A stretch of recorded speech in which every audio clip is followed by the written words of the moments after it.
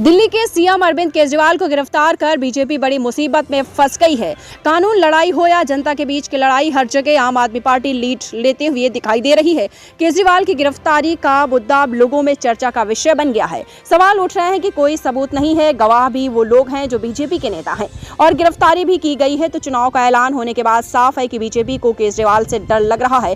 कोशिश थी कि केजरीवाल को चुनाव प्रचार करने से रोका जाए, क्योंकि वो बीजेपी को हर मुद्दे पर घेरने की ताकत रखते थे।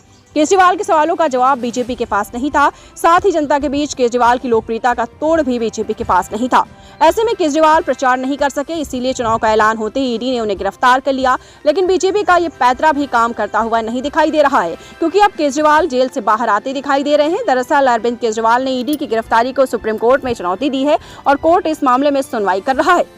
जस्टिस संजीव खन्ना और दीपांकर दत्ता की बेंच ने सुनवाई के दौरान टिप्पणी की थी, चुनाव चल रहा है और इस मामले में सुनवाई लंबी चलने वाली है। ऐसे में केजरीवाल की अंतरिम जमानत पर विचार किया जा सकता है। सुप्रीम कोर्ट ने ईडी से कहा है कि 7 मई को वो तैयार होकर आए, क्योंकि कोर्ट केजरीवाल की अंतरिम जमानत पर विचार करेगा।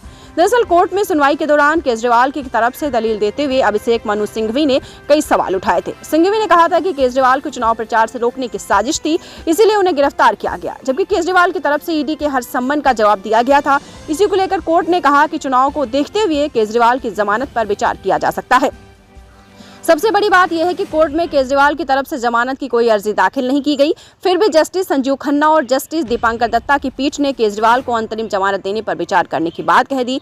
वैसे कोर्ट ने साफ साफ कह दिया कि केजरीवाल को जमानत दे दी जाएगी, लेकिन वो संकेत मिल रहे हैं जिसमें साफ है कि दिल्ली के सीएम को सुप्रीम कोर्ट चुनाव के चलते जमानत दे सकता है और इसी के चलते बीजेपी के अंदर अभी से ही डर दिखाई देने लगा है।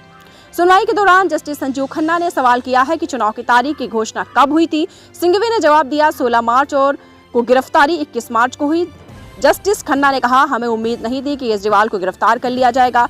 सुप्रीम कोर्ट ने ईडी से अभी कहा कि 7 मई को जब केजरीवाल की अंतरिम जमानत पर सुनवाई होगी तो ईडी की तरफ से संभावित समाधान पेश किया जाए। अगर दिल्ली के मुख्यमंत्री को अंतरिम जमानत दी जाती है तो कोर्ट को शर्त जरूर लगा सकता है, लेकिन यह साफ है कि शर्तों में चुनाव प्रचार पर रोक शामिल नहीं होगी। अदालत ने ईडी से अभी विचार करने को कहा है कि क्या केजरीवाल को मुख्यमंत्री के रूप में किसी भी फाइल पर हस्ताक्षर करना चाहिए। साफ है कि कोर्ट से जो संकेत मिल रहे हैं वो केजरीवाल को राहत देने की तरफ इशारा कर रहे हैं। केजरीवाल बाहर आएंगे, आप कार्यकर्ता का जोश जो अभी से आसमान छू रहा है वो भी ज्यादा हो जाएगा और बीजेपी को एहसास है कि जेल से बाहर आने के बाद अरविंद केजरीवाल का दूसरा रूप जो बीजेपी पर बहुत भारी पड़ेगा वो सामने आएगा, जिसका जवाब बीजेपी के पास नहीं है। और ये भी साफ दिखाई दे रहा है केजरीवाल जेल से छूटने वाले हैं। अब केजरीवाल को ज्यादा समय तक जेल में नहीं रख पाएगी। तो हमारे साथ देखते रहिए फाइट अगेंस्ट क्रिमिनल चैनल और पढ़ते रहिए fight against criminal daily newspaper. आज की खबर में बस इतना ही। वीडियो को लाइक करें और चैनल को सब्सक्राइब कर लें, जिससे आने वाली वीडियो की नोटिफिकेशन आपको मिलती रहे।